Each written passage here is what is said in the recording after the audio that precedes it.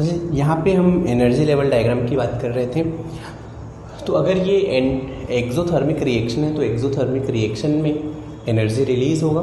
तो अगर energy release होगा तो रिएक्टेंट के पास एनर्जी ज़्यादा होगा, प्रोडक्ट के पास एनर्जी कम होगा, राइट।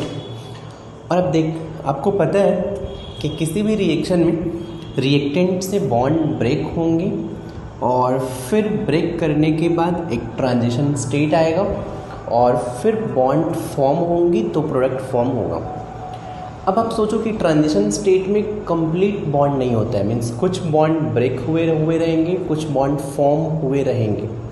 तो ट्रांजिशन स्टेट में बेसिकली कोई भी बॉन्ड कंप्लीट नहीं होता है, इसीलिए ट्रांजिशन स्टेट हाईली अनस्टेबल होता है, राइट।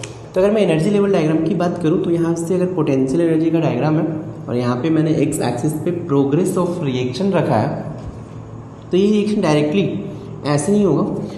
क्या होगा कि रिएक्टेंट से अगर प्रोडक्ट में कन्वर्ट करना है तो पहले बॉन्ड ब्रेक करना होगा। ब्रेक करने के लिए आपको एनर्जी प्रोवाइड करना पड़ेगा। एनर्जी प्रोवाइड करेंगे तो सिस्टम का पोटेंशियल एनर्जी इंक्रीज होगा। फिर क्या होगा, जैसे ही बॉन्ड फॉर्म होगा न्यू बॉन्ड तो पोटेंशियल एनर्जी डिक्रीज होगा। तो ये ग्राफ कुछ ऐसा आएगा और ये टॉप पे इसको बोलते हैं ट्रांजिशन स्टेट या फिर एक्टिवेटेड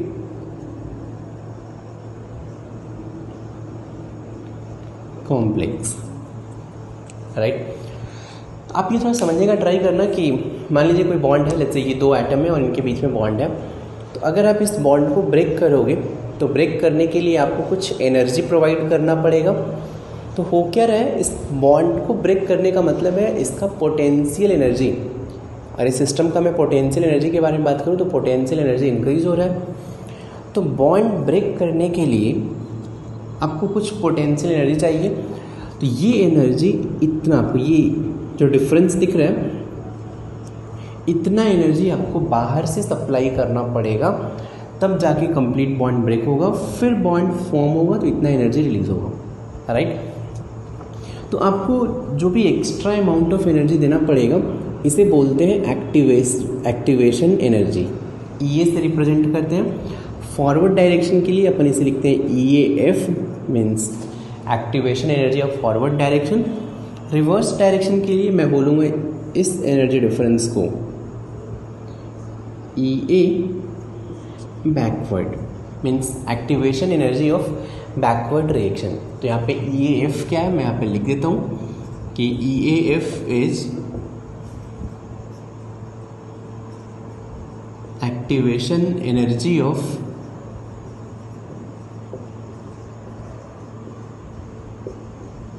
फॉरवर्ड रिएक्शन या forward direction, and EAB means activation energy of backward reaction, right. तो ये हो गया EAF एंड EAB। और ये जो आपको दिख रहा है मीन्स एक्टिवेटेड कॉम्प्लेक्स के लिए जो टोटल एनर्जी दिख रहा है आपको नीचे से बॉटम लाइन से, ये जो टोटल एनर्जी है इसको बोलते हैं ET, मीन्स थ्रेशोल्ड एनर्जी। तो ET इज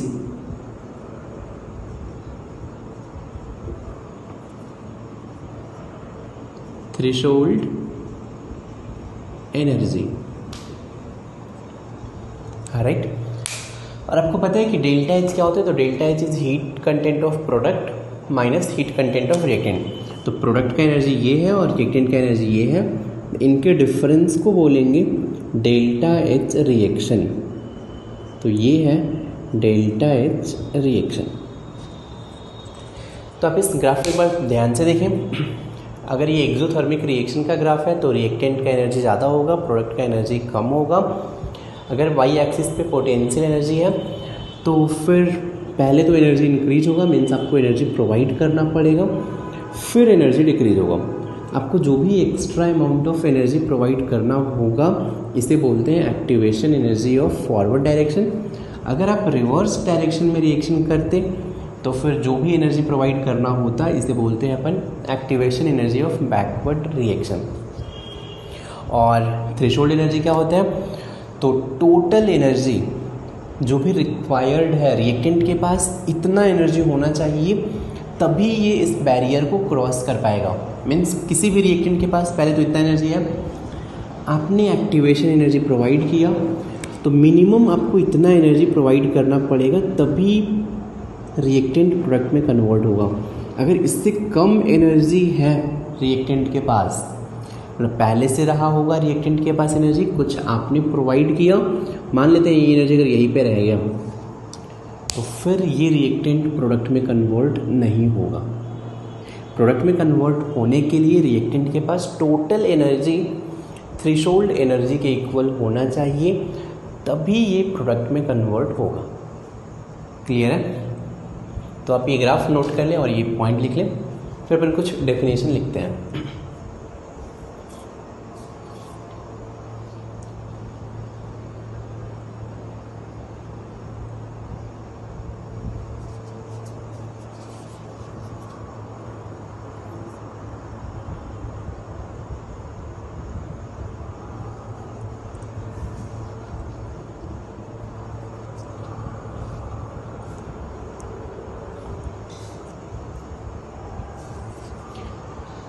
चलिए आप एक काम करें, तो सबसे पहले थ्रेशोल्ड एनर्जी हेडिंग दें और इसका डेफिनेशन लिख लें।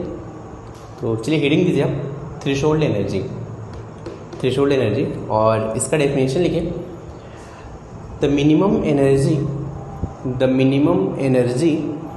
which must be possessed by reactant molecule, the minimum energy which must be possessed by reactant molecule in order to make an effective collision is called threshold energy.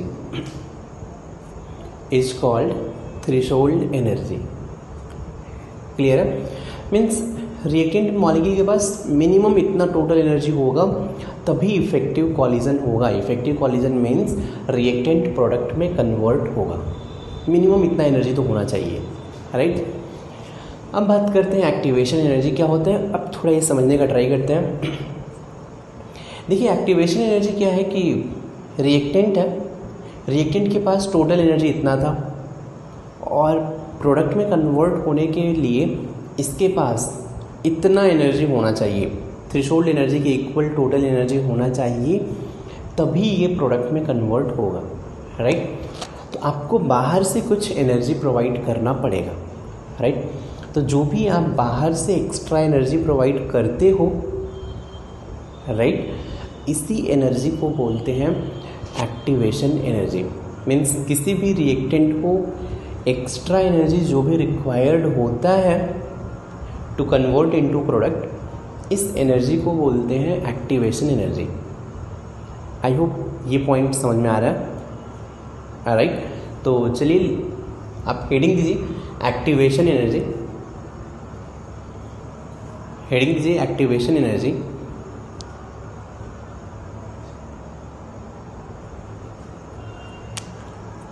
लिखिए इसमें कि minimum energy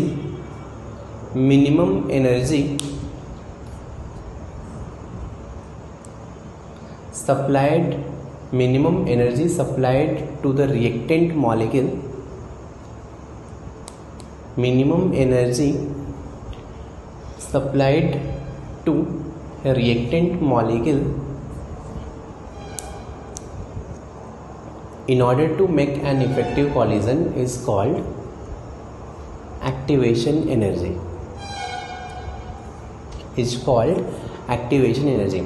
threshold energy क्या होता है कि product में convert होने के लिए टोटल एनर्जी कितना होगा। एक्टिवेशन एनर्जी क्या है कि रिएक्टेंट के पास कुछ तो एनर्जी रहा होगा, आपने कितना एनर्जी प्रोवाइड किया सो दैट रिएक्शन कंप्लीट होगा। क्लियर है? आई होप आपको एक्टिवेशन एनर्जी समझ में आया होगा। अब एक चीज़ थोड़ा ध्यान से सुनना, ये एक्टिवेशन एनर्जी आएगा कैसे? तो देखो यार, पहले रिएक्टेंट के पास पोटेंशियल एनर्जी इतना था और सिंस बॉन्ड ब्रेक करना है तो मॉलिक्यूल का पोटेंशियल एनर्जी इंक्रीज करना है।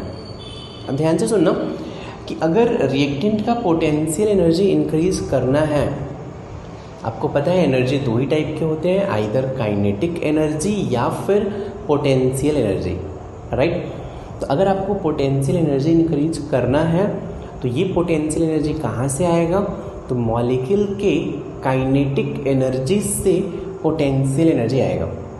मीन्स कोई भी आपने पढ़ा होगा गैसियस स्टेट में कि कोई भी मॉलिक्यूल अगर मूव कर रहा है, रैंडमली मॉलिक्यूल मूव करते हैं तो इनके पास काइनेटिक एनर्जी होता है। तो ये क्या होगा, यही काइनेटिक एनर्जी बेसिकली कन्वर्ट हो जाएगा पोटेंशियल एनर्जी में, राइट। तो यार फिर से आप डेफिनेशन सुनना एक्टिवेशन एनर्जी का। आप एक और टर्म में बोल सकते हैं कि अब क्या होगा, मान लो कोई मॉलिक्यूल है, इसके पास काइनेटिक एनर्जी है Ke, और रिएक्टेंट के पास, लेट्स से ये रिएक्टेंट का अगर ग्राफ है पोटेंशियल एनर्जी का, तो रिएक्टेंट के पास कुछ इतना एनर्जी है। लेट्स से यहाँ तक ये जो दिख रहा है ना आपको, ये पोटेंशियल एनर्जी के ग्राफ में रिएक्टेंट का एनर्जी कुछ यहाँ पे है। अगर मुझे यहाँ तक ले जाना है, आपको ग्राफ में कुछ ऐसा दिख रहा है, तो ये एनर्जी को क्या बोलेंगे, एक्टिवेशन एनर्जी। और ये एक्टिवेशन एनर्जी कहाँ से आएगा, तो आपको पता है कि मॉलिक्यूल के पास जो काइनेटिक एनर्जी रहेगा, यही काइनेटिक एनर्जी कन्वर्ट होता है पोटेंशियल एनर्जी में। बात समझ में आ रही है। मीन्स अगर मॉलिक्यूल के पास काइनेटिक एनर्जी होगा तो काइनेटिक एनर्जी कन्वर्ट होगा पोटेंशियल एनर्जी में। तो अगर मुझे इतना एनर्जी, इतना पोटेंशियल एनर्जी सप्लाई करना है तो मॉलिक्यूल के पास मिनिमम इतना काइनेटिक एनर्जी होना चाहिए। अगर इससे ज़्यादा हो फिर अच्छी बात है, लेकिन मिनिमम इतना काइनेटिक एनर्जी होगा तभी तो वो इतना पोटेंशियल एनर्जी में कन्वर्ट होगा। बात समझ में आ रही है क्या, कि आपको इतना एक्टिवेशन एनर्जी सप्लाई करना है बाहर से, तो वो कहाँ से आ रहा है, तो मॉलिक्यूल का काइनेटिक एनर्जी कन्वर्ट हो रहा है पोटेंशियल एनर्जी में। तो अगर मुझे इतना पोटेंशियल एनर्जी चाहिए तो मॉलिक्यूल के पास मिनिमम इतना काइनेटिक एनर्जी होना चाहिए, तभी ये इतना पोटेंशियल एनर्जी में कन्वर्ट होगा, राइट। तो एक चीज़ ध्यान रखना कि एक्टिवेशन एनर्जी को अपन ये भी बोलते हैं कि मॉलिक्यूल के पास minimum kinetic energy possessed by molecule to form product is called activation energy. आप चाहो तो एक स्टेटमेंट और लिख सकते हो यहीं पे, आप लिखिए एक और स्टेटमेंट कि एक्टिवेशन एनर्जी में ही और करके लिख सकते हो, minimum kinetic energy possessed by the molecule, minimum kinetic energy possessed by the molecule in order to make an effective collision is called activation energy.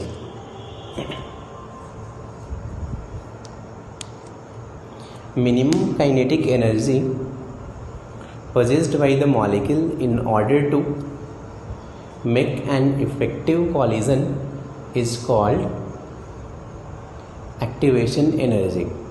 Means minimum अगर इतना एनर्जी होगा काइनेटिक एनर्जी तभी ये इफेक्टिव कॉलिजन होगा। इससे ज़्यादा kinetic energy है फिर तो अच्छी बात है। अगर आपको जैसे 5 जूल, जस्ट ऐसे ही रैंडम एग्जांपल दे रहा हूँ, 5 जूल एनर्जी चाहिए और आपके पास 10 जूल काइनेटिक एनर्जी है, तब तो इसमें से 5 जूल ईजिली कन्वर्ट हो सकता है। मिनिमम काइनेटिक एनर्जी कितना होना चाहिए, 5 जूल होना चाहिए, तभी ये इसको प्रोवाइड कर सकता है, राइट। तो ये जो काइनेटिक एनर्जी का ग्राफ है, वैसे अपने गैसियस स्टेट में एक मैक्सवेल डिस्ट्रीब्यूशन कर्व होता है। अगर आप देखेंगे तो ये ग्राफ कुछ ऐसे, इस एक्सिस पे अगर काइनेटिक एनर्जी है और इस एक्सिस पे 1/dE dN/n अगर ग्राफ है 1/dE dN/n, और वेलोसिटी में भी कभी कभी आपको ग्राफ दिख जाता है। तो इस ग्राफ का नेचर कुछ ऐसा होता है।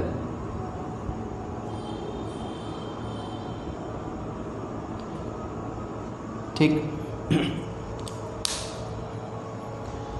तो फिर से ये ग्राफ कैसे आया अभी अपने को पढ़ना नहीं है यहाँ पे, ठीक ना। सिर्फ ग्राफ का नेचर कुछ ऐसा होता है 1/d dn/n where n is total number of molecule, और तो यहाँ से dn/n क्या हो जाएगा, फ्रैक्शन ऑफ मॉलिक्यूल। थोड़ा सा dn means small number of molecule by total number of molecule, तो ये हो गया फ्रैक्शन ऑफ मॉलिक्यूल। अपन समझने का ट्राई करते हैं कि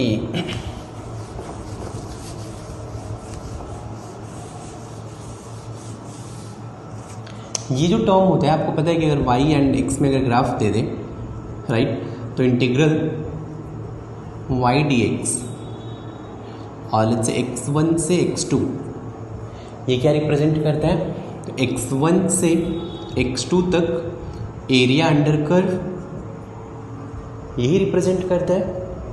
ये पॉइंट समझ में आ रहा है। y एंड x में अगर ग्राफ है, अगर आपको ग्राफ दे दे, तो integral of y dx from x1 to x2 represents area under curve from x1 to x2। ऐसे आप y के प्लेस पे ये रखो और x के प्लेस पे k मीन्स e है, ये डी और e सेम चीज़ है। तो अगर मैं इंटीग्रल ऑफ y के प्लेस पे ये रख दूँ 1/d dn/n, ये y हो गया, dx के प्लेस पे de, right, from e1 to e2 cancel हो गया। तो ये रिप्रेजेंट करेगा एरिया अंडर कर्व है। ये मान लीजिए e1 का वैल्यू कुछ ले लेते हैं। मुझे अगर ये फाइंड करना है कि e1 से e2 के बीच में अगर आप इंटीग्रेट करोगे तो e1 से लेके e2 के बीच का एरिया अंडर कर्व यही हो जाएगा इंटीग्रल ऑफ y dx। तो इंटीग्रल ऑफ y dx देखिए क्या रिप्रेजेंट करता है, dn/n। इंटीग्रल ऑफ dn/n मतलब होता है फ्रैक्शन ऑफ मॉलिक्यूल। तो यहाँ से ये जो टर्म रिप्रेजेंट कर रहा है 1/d dn/n de का इंटीग्रेशन रिप्रेजेंट करता है फ्रैक्शन ऑफ, ये area under curve means fraction of molecule having energy e1 to e2। Means अगर आपको e1 से e2 के बीच, मान लीजिए e1 का वैल्यू कुछ 100 है, e2 का वैल्यू 200 है, तो 100 जूल से 200 जूल के बीच में कितने फ्रैक्शन ऑफ मॉलिक्यूल है, तो बस आपको ये एरिया अंडर कर्व फाइंड करना है, राइट। ऐसे अगर e2 से e3 के बीच में अगर आपको चाहिए कितने फ्रैक्शन ऑफ मॉलिक्यूल है, कुछ मत करें आप, ये एरिया अंडर कर्व फाइंड कर लें आप। बात समझ में आ रहा है क्या?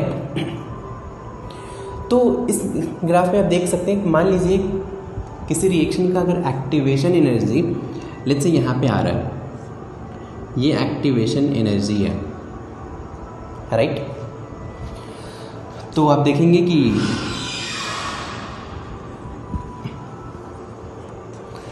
अगर आप टेम्परेचर इंक्रीज करेंगे, तो मॉलिक्यूल का काइनेटिक एनर्जी क्या होगा, इंक्रीज होगा। ध्यान सुनो, अगर आप टेम्परेचर इंक्रीज करोगे तो आपने गैसियस स्टेट में पढ़ा था कि टेम्परेचर इंक्रीज करने से मॉलिक्यूल का काइनेटिक एनर्जी इंक्रीज होगा,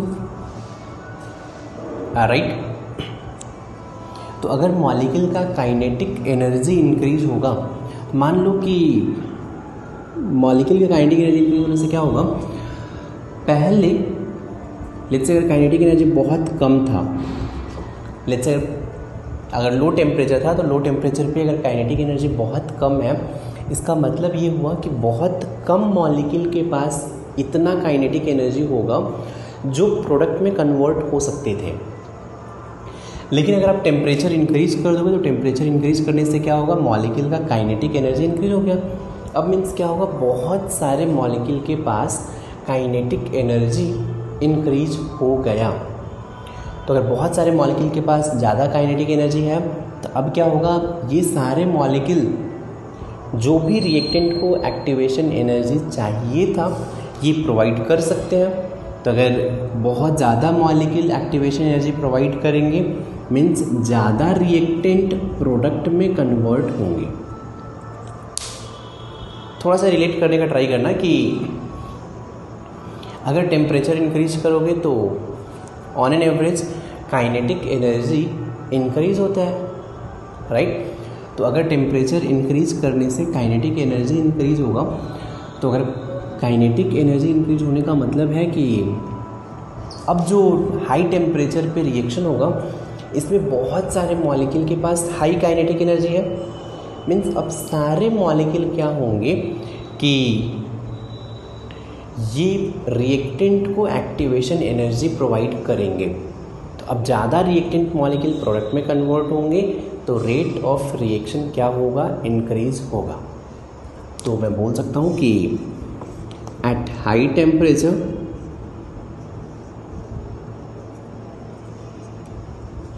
रेट ऑफ रिएक्शन क्या होगा, इंक्रीज होगा। तो आप ये नोट कर लें।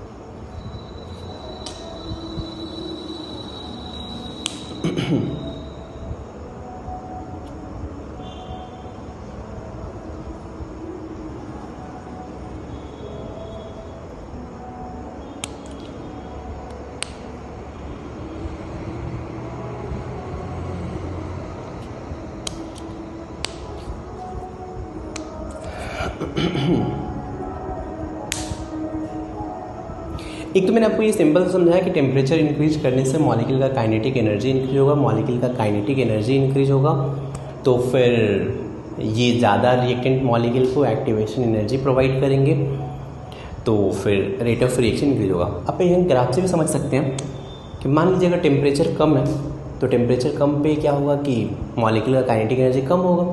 तो मान लीजिए मॉलिक्यूल का काइनेटिक एनर्जी लेट्स से यहाँ तक ही है, मैक्सिमम काइनेटिक एनर्जी, राइट। तो ये जो एरिया अंडर कर्व है यहाँ से लेके यहाँ तक, ये एरिया अंडर कर्व डिनोट करता है कि जीरो काइनेटिक एनर्जी से, लेट्स मैं इसको E1 रिप्रेजेंट कर रहा हूँ,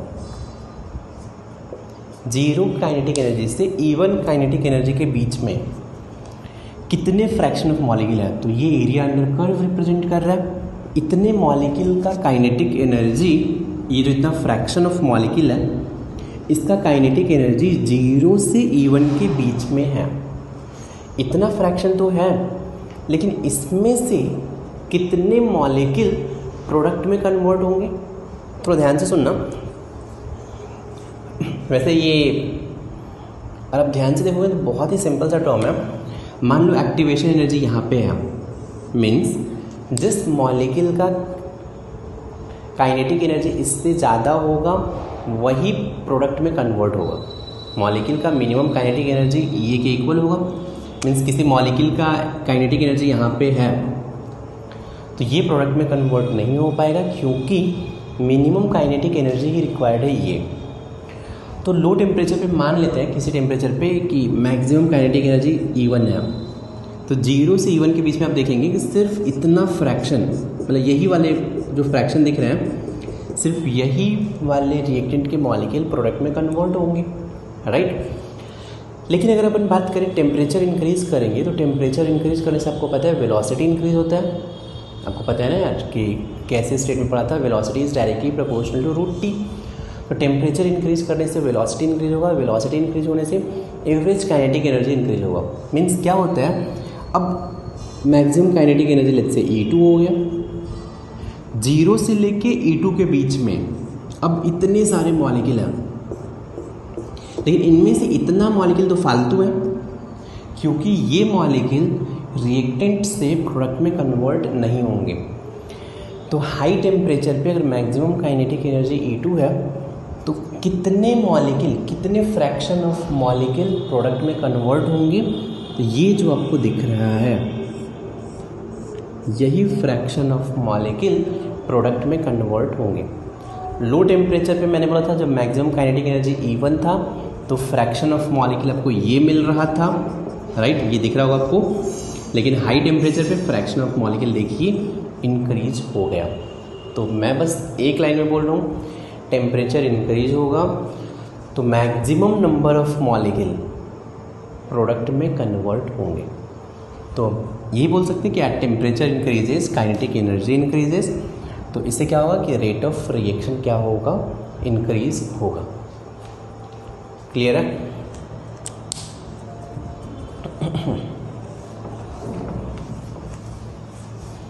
चलिए अपन एक चीज़ और देख सकते हैं कि ये जो डेल्टा एच था, मैं अगर मैं ग्राफ की बात करूँ, रिएक्टेंट था और ये कुछ प्रोडक्ट था, रिएक्टेंट ये प्रोडक्ट, इस एनर्जी डिफरेंस को अपन डेल्टा एच रिएक्शन बोलते हैं। ये ई ए फॉरवर्ड है और ये क्या था, ई ए बैकवर्ड था, राइट, ये सारे टर्म थे। तो डेल्टा एच इक्वल्स टू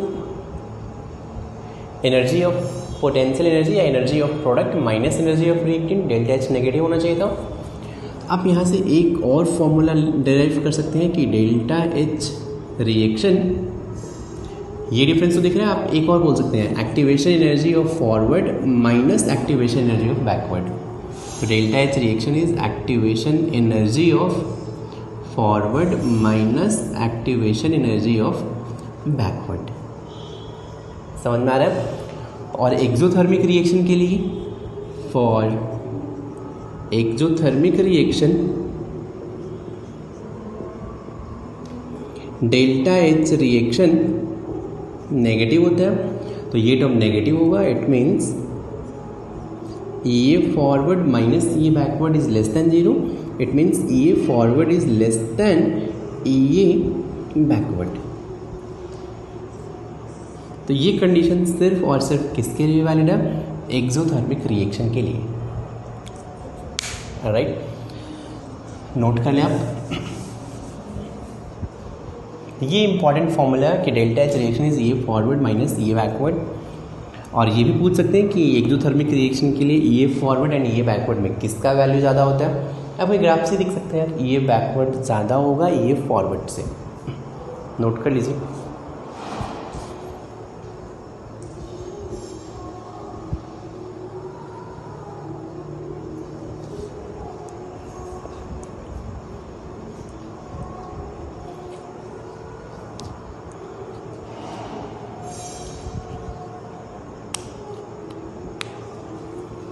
चलिए एक और पॉइंट नोट पे आप लिखें। चलिए यहाँ यहीं से आप समझ सकते हैं ग्राफ से। ये वैसे थोड़ा सा ग्राफ से समझना कॉम्प्लिकेटेड तो है, लेकिन फिर भी ट्राई करें रिलेट करने का। ये पार्ट कॉन्सेप्चुअल है, ठीक। वैसे नीट में तो ज़्यादा इंपॉर्टेंट है नहीं, मेंस में भी ज़्यादा इंपॉर्टेंट नहीं है, लेकिन जेईई एडवांस के लिए ये इंपॉर्टेंट है। तो आप एक चीज़ सोचें कि मान लीजिए कि किसी रिएक्शन का एक्टिवेशन एनर्जी बहुत ज़्यादा है। लेट्स से एक्टिवेशन यहाँ पे है ई ए, राइट, और maximum kinetic energy let's say E1 है, right. Maximum kinetic energy E1 है और एक्टिवेशन एनर्जी EA है। तो आप बताइए कि इसमें से कौन सा फ्रैक्शन ऑफ मॉलिक्यूल रिएक्टेंट से प्रोडक्ट में कन्वर्ट होगा। तो ये जो एरिया अंडर कर्व होता है ये रिप्रेजेंट करता है फ्रैक्शन ऑफ मॉलिक्यूल। तो ये जो फ्रैक्शन है इनका काइनेटिक एनर्जी EA से कम है, तो ये तो प्रोडक्ट में कन्वर्ट नहीं होंगे। लेकिन ये जो आपको फ्रैक्शन दिख रहा है ये एरिया अंडर कर्व में, मीन्स इतना जो फ्रैक्शन ऑफ मॉलिक्यूल है इसका काइनेटिक एनर्जी EA से ज़्यादा है, तो ये फ्रैक्शन ऑफ मॉलिक्यूल प्रोडक्ट में कन्वर्ट होगा, राइट। एक और सेकेंड रिएक्शन है, मान लेते हैं सेकेंड रिएक्शन, उसमें क्या है कि टेम्परेचर सेम है, काइनेटिक एनर्जी सेम है, उस रिएक्शन का एक्टिवेशन एनर्जी कम है। मान लेते हैं एक्टिवेशन एनर्जी यहाँ पे है, चलो ये सब हटा देता हूँ, एक्टिवेशन एनर्जी यहाँ पे है। फर्स्ट रिएक्शन का एक्टिवेशन एनर्जी ज़्यादा है, सेकेंड रिएक्शन का एक्टिवेशन एनर्जी कम है। अब देखेंगे कि इस केस में अगर मैं सारे पैरामीटर सेम रखूँ तो अब जो फ्रैक्शन ऑफ मॉलिक्यूल जो कि प्रोडक्ट में कन्वर्ट हो रहे हैं ये एरिया अंडर कर्व रिप्रेजेंट कर रहा है। मीन्स अगर मैं energy kinetic energy maximum same रखूँ दोनों केस में, तो जिस केस में लोअर एक्टिवेशन एनर्जी है, यहाँ पे देख रहे हैं maximum fraction of molecule product में कन्वर्ट होंगे, इनके पास सफिशिएंट काइनेटिक एनर्जी है। मैं यहाँ से कंक्लूड कर सकता हूँ कि किसी भी रिएक्शन के पास अगर हायर एक्टिवेशन एनर्जी है तो उसके less fraction of molecule product में कन्वर्ट होंगे। अगर less fraction of molecule product में कन्वर्ट होंगे तो उसका रेट ऑफ रिएक्शन क्या होगा, कम होगा।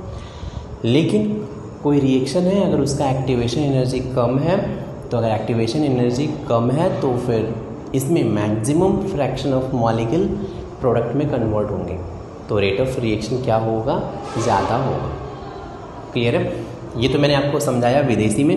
अब देसी में देखिए, बहुत ही सिंपल है यार, कि मान लीजिए कोई रिएक्शन है, अगर एक्टिवेशन एनर्जी बहुत ज़्यादा है, आपको बहुत ज़्यादा एनर्जी देना पड़ेगा, तो रिएक्शन करना डिफ़िकल्ट है, तो रिएक्शन स्लो होगा। लेकिन अगर एक्टिवेशन एनर्जी बहुत कम है, अगर एक्टिवेशन एनर्जी कम है मतलब आपको कम एनर्जी देना पड़ेगा, रिएक्शन फटाक से होगा, तो रेट ऑफ रिएक्शन क्या होगा, ज़्यादा होगा।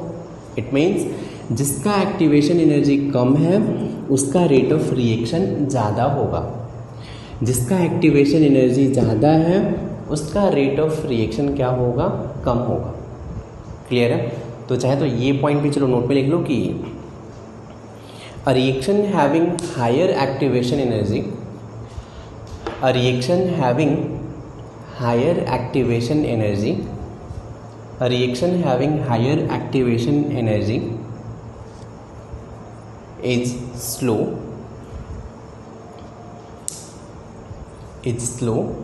and a reaction having lower activation energy is fast.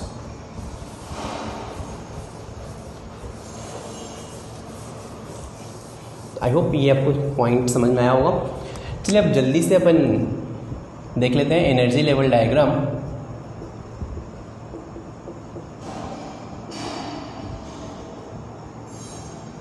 For endothermic reaction, endothermic reaction के लिए एनर्जी लेवल डायग्राम अगर आपको देखना है तो पहला पॉइंट यार कि डेल्टा एच रिएक्शन होता है, ये पॉजिटिव होगा, तो heat content of product minus heat content of reactant is positive, means heat content of product is more than heat content of reactant. तो यहाँ पे प्रोडक्ट के पास ज़्यादा एनर्जी होगा, तो अगर मैं एनर्जी लेवल डायग्राम ड्रॉ करूँ, यहाँ पे प्रोग्रेस ऑफ रिएक्शन है और यहाँ पे अगर पोटेंशियल एनर्जी है, रिएक्टेंट के पास कम एनर्जी होगा, प्रोडक्ट के पास ज़्यादा एनर्जी होगा। फिर से आपको वैसे ही एनर्जी लेवल डायग्राम ड्रॉ करना है, पहले बॉन्ड ब्रेक करना होगा तो आपको बहुत ज़्यादा एनर्जी देना पड़ेगा। ये जो ट्रांजिशन स्टेट है ये हाईली अनस्टेबल होता है क्योंकि इसमें कंप्लीट बॉन्ड नहीं होता है, इसीलिए इसका एनर्जी सबसे ज़्यादा होगा। फिर से सुनना, ये जो ट्रांजिशन स्टेट है, बॉन्ड बनेगा, बॉन्ड बना है किसी में तब तो वो स्टेबल है, लेकिन ट्रांजिशन स्टेट में कंप्लीट बॉन्ड होता ही नहीं है, आधे बॉन्ड ब्रेक हुए होते हैं, आधे बॉन्ड फॉर्म हुए होते हैं। तो ट्रांजिशन स्टेट में कंप्लीट बॉन्ड नहीं होता है, इसीलिए ये हाईली अनस्टेबल है। हाईली अनस्टेबल है इसीलिए इसका एनर्जी सबसे ज़्यादा होगा ऑलवेज। तो फिर इसको क्या बोलेंगे, एक्टिवेशन एनर्जी ऑफ फॉरवर्ड, इसको क्या बोलेंगे, एक्टिवेशन एनर्जी ऑफ बैकवर्ड, और इस टर्म को थ्रेशोल्ड एनर्जी, और इस टर्म को डेल्टा एच रिएक्शन है, प्रोडक्ट माइनस रिएक्टेंट, तो डेल्टा एच रिएक्शन। क्लियर है? फिर से आप बोल सकते हैं कि यहाँ भी same formula, delta H reaction is activation energy of forward minus activation energy of backward. ये फॉर्मूला ऑलवेज वैलिड है, ये activation energy of forward minus activation energy of backward. यहाँ भी वैलिड है, यहाँ भी वैलिड है ऑलवेज। तो आप देख सकते हैं कि डेल्टा एच रिएक्शन पॉजिटिव है, means activation energy of forward is more than activation energy of backward. Clear है? जल्दी से आप नोट कर लें।